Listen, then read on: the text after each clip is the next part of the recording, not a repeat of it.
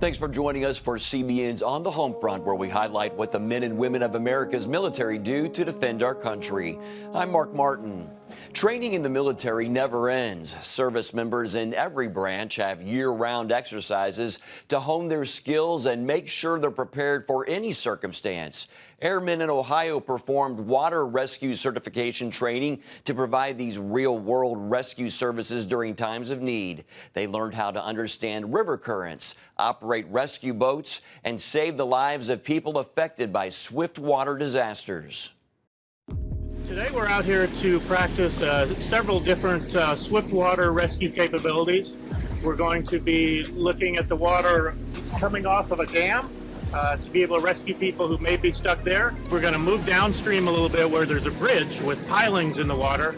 We're going to move down to those pilings, learn how to rescue people who might be stuck up against them, and how to maneuver the boats and how to swim around the eddies that are created when the water goes past those pilings. Whether it's walking a boat, actually operating a boat, to be able to get to victims that are on the roofs, kind of like in Hurricane Katrina, Harvey, several operations like that entail navigating parts of water and then back to dry land and parts of water. If you don't have the proper training and the proper tools to be able to get that done, then you're just putting lives at risk, and that's what we're trying to avoid. This training is very important for us. It's showing us who our strong swimmers are, so that when we have to put people in the water, we know who we're going to put in there, and we're going to be safe about it. Secondly, it's teaching us how to maneuver our boats the proper way so that we can reach people who need to be rescued in the safest manner possible. We live in an area where a lot of emergencies happen, a lot of flooding, a lot of tornadoes, so this is a great capability for us to be able to offer the governor and the people of Ohio. Firefighters from an Air National Guard base in Michigan recently performed fire training exercises with Detroit Metro Airport Fire Department. They say while a plane crash is rare, it's always important to be prepared for every possible scenario.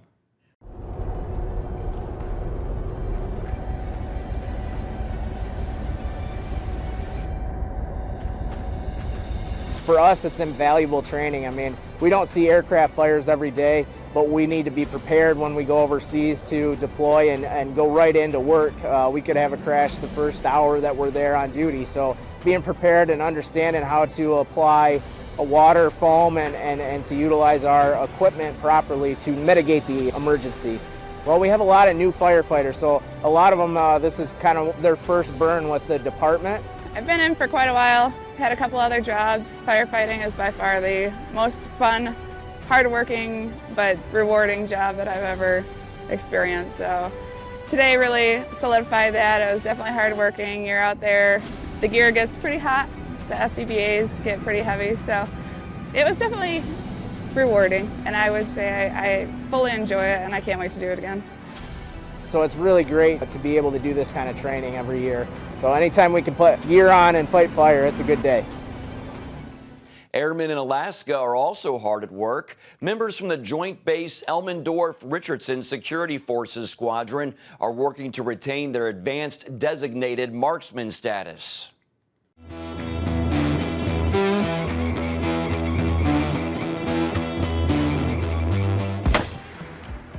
Good hit. A lot of people look at security forces and think all they do is sit at gates or sit in cars and pull people over for ridiculous reasons. But security forces does have a lot of cool, interesting side jobs. Advanced designated marksmen are pretty far and few in between. Generally, with this base, we have about under 10, when our cop squadron is about 400 people total. Arm zero, come over here.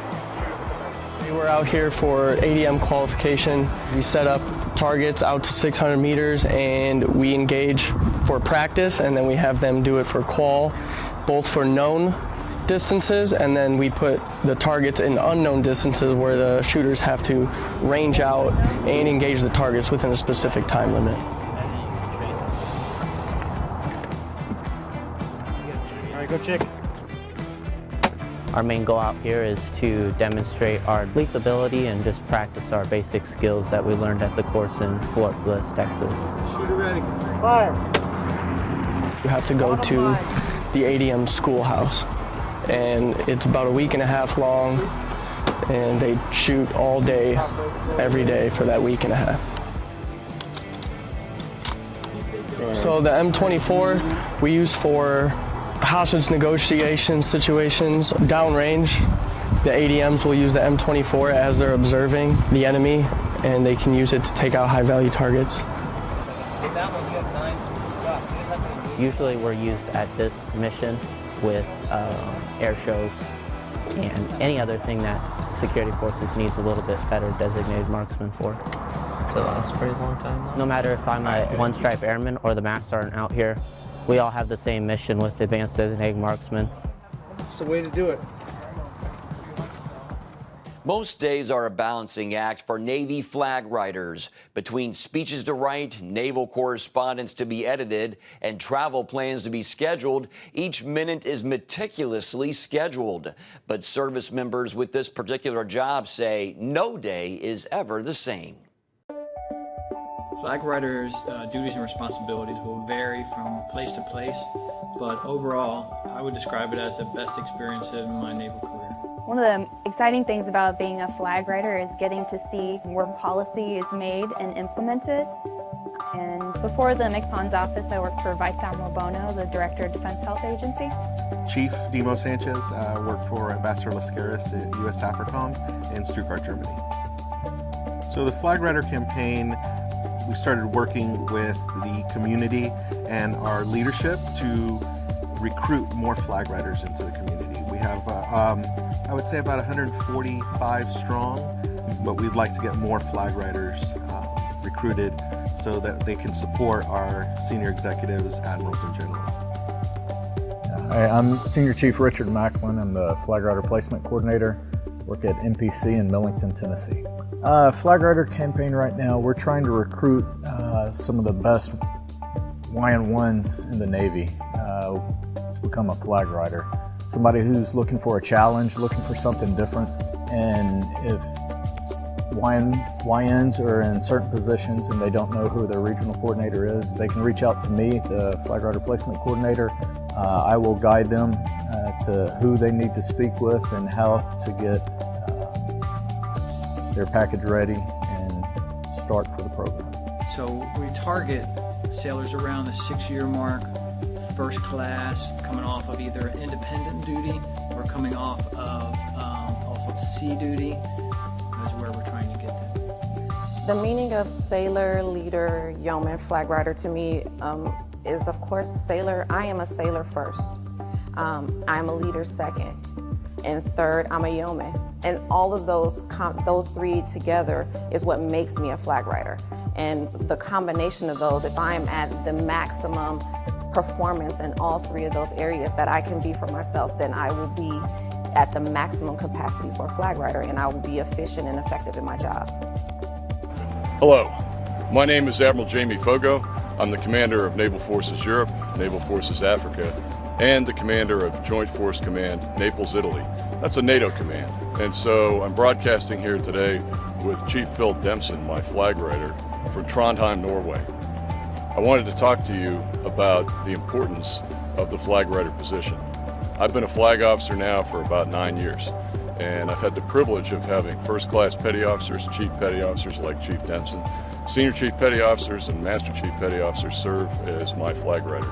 The flag rider position is very important to me because it's the first person I see in the morning when I come to work and usually the last person I see at night when I go home. It's a fun job. This is the one you want to have. Go for it. Good luck. God bless. After the break, how the military is working to not only protect us overseas during deployments, but also change the lives of those in the foreign communities they call home for months at a time. Welcome back. NATO's Operation Sea Guardian is a top priority on their agenda. Crews aboard ships from Croatia, Italy, and the United Kingdom recently worked together to help secure the Mediterranean. Their goal is to deter terrorism and other threats to Allied maritime security. Regional instability in North Africa and the Middle East has left the Mediterranean vulnerable to weapons and drug smugglers, terrorism and people traffickers, posing a threat to the security of NATO countries. These special forces from the Dutch Marine Corps are approaching a fishing vessel in the Mediterranean to talk with the sailors and learn about the area. They form part of a NATO maritime security operation called Sea Guardian. Falling under NATO's Maritime Command, Operation Sea Guardian's aim is to keep an eye out for illegal activity, monitor maritime traffic, and provide a safe and secure environment for ships in the Mediterranean. It is continuously monitoring the Mediterranean Sea, and to date 12 nations have also sent assets such as ships, aircraft and submarines for focused operations.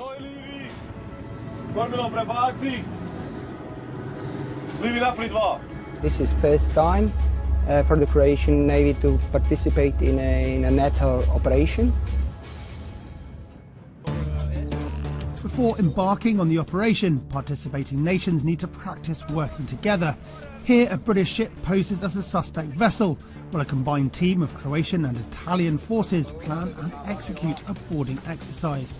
We conduct several exercises: force protection exercise, maneuvering exercise, and boarding team exercise. Ensuring maritime security in the Mediterranean is a NATO-wide effort, and all NATO units operating throughout the Mediterranean, including standing NATO Maritime Group 2 and standing NATO Mine Countermeasures Group 2, with their 5 mine hunters, also contribute to that aim. All the time we're at sea, we're taking notice of patterns of life around us, and obviously any anomalies, any ships that have dropped off the plot for a few days and miraculously come back, then they would come to our attention, and we'll put special measures in place to make sure we understand where they've been and where they're going. Providing a full and detailed maritime picture also requires collaboration between NATO and other international partners such as the European Union, whose Operation Sophia runs in tandem with Sea Guardian. We are exchanging information on our daily activity with naval, air and submarine assets and make best use of the assets at sea. Operation Sea Guardian is a demonstration of NATO's commitment to protecting trade routes, countering crime and terrorism, and helping monitor maritime traffic. It also forms part of a wider effort to protect the region, which in turn leads to a more secure Europe. The military does more than most think to build relationships with the communities they're surrounded by overseas. Volunteers at a Nigerian air base recently completed the construction of 2 schools in local villages in Niger. Take a look. Probably the pinnacle, the defining moment in my entire 23-year military career.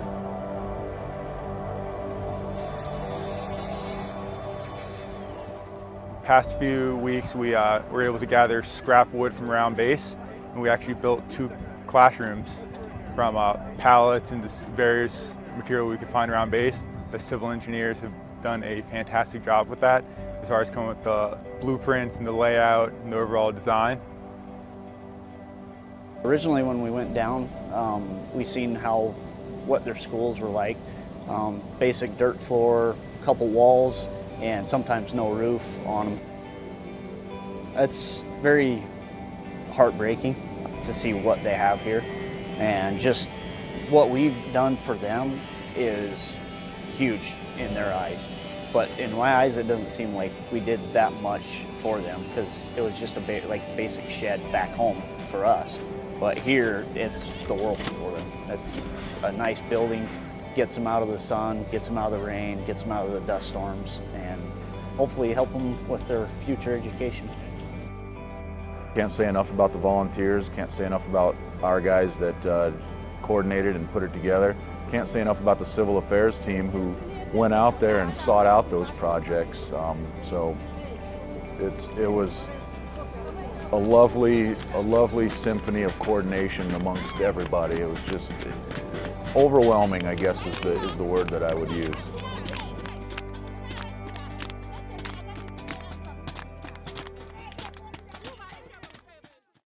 Coming up, how some military members are taking their combative skills outside their military identity.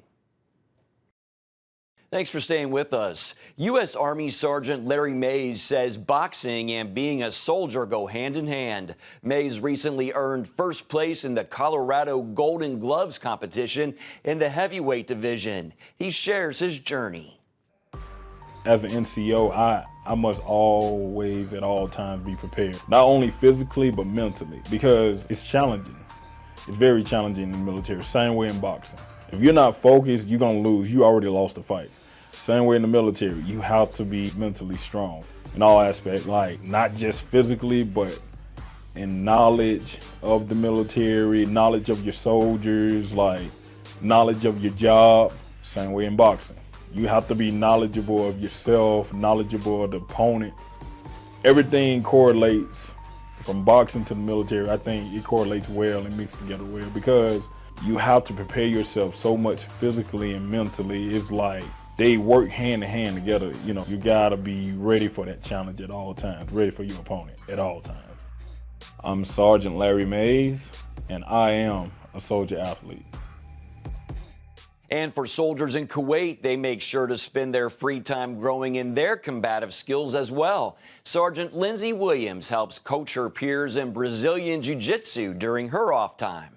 I'm Sergeant Lindsay Williams. I'm from Coon Rapids, Minnesota. I'm with the 34th Red Bull Infantry Division. So since I've been deployed here at Camp Arifjan, I have been teaching Brazilian Jiu-Jitsu 5 nights a week when I'm not out or away doing other work-related things. So for this tournament, I didn't do anything extra special or unique to prepare. For me, this was an opportunity to take more of that coaching role. While I was still at Fort Meade, Maryland, doing my initial entry training, I found a gym and kind of got hooked. Not long after that, I was deployed to Camp Arifjan in 2011 and 12, and there was a jiu-jitsu club here, and that's where I really started.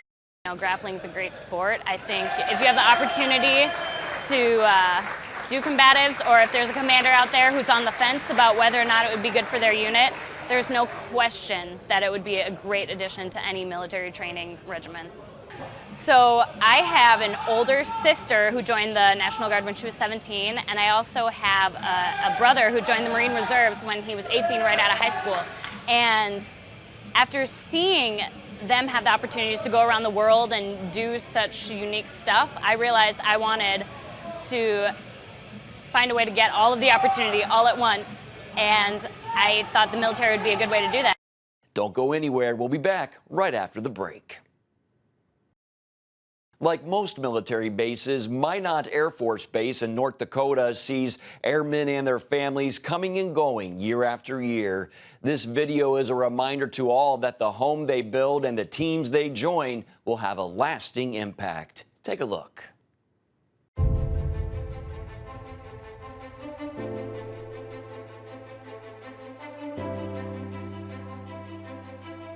Where is home?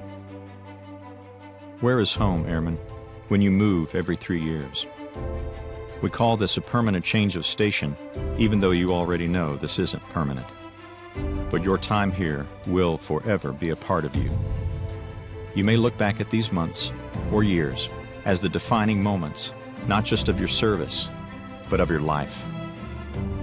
Every airman who's worn the uniform, every civilian who's taken that oath, knows that each assignment is what you make of it. You will change this base. In small ways or large, you will leave your mark for generations to come. It's our hope that the legacy you help to grow will be as meaningful as the experiences you take with you. Whether this is your first base or it feels like your 50th, this is new. It's been said that the Air Force is your home no matter where you go, but it's more like finding family and joining a world-class team. We are accepting, but you need to prove yourself. We are supportive, but you need to pull your weight. Will you fit in? Will you measure up? Everyone here, from your sponsor to your commander, wants to see you succeed. You will stumble along the way, but you are surrounded by others who have been right where you are. You will not be carried, but we are here to lift you up. This is family. Excellence is not perfection, but it is our standard, whether you're active duty or civilian. And if you're knee-deep in CDCs, or figuring out the whys and why-nots of government service, or getting your kids used to a new school, again, we've all been there. Asking for guidance is not a sign of weakness. It's a sign of devotion to mission, and we will fulfill our mission together. When you work with nuclear-capable assets like the Stratofortress and Minuteman III, it's impossible not to feel the weight of the world. We are part of an elite team, serving on the edge of history. And on such a global stage, you might start to see yourself as small. You are no small thing. You are part of something much bigger than all of us. It may feel like you're in the middle of nowhere, but you are not alone. You're part of our family now. Never forget that only the best come north. That's all for today, but you can find more of our exclusive news coverage at cbnnews.com. We hope you'll join us next time. Have a great day.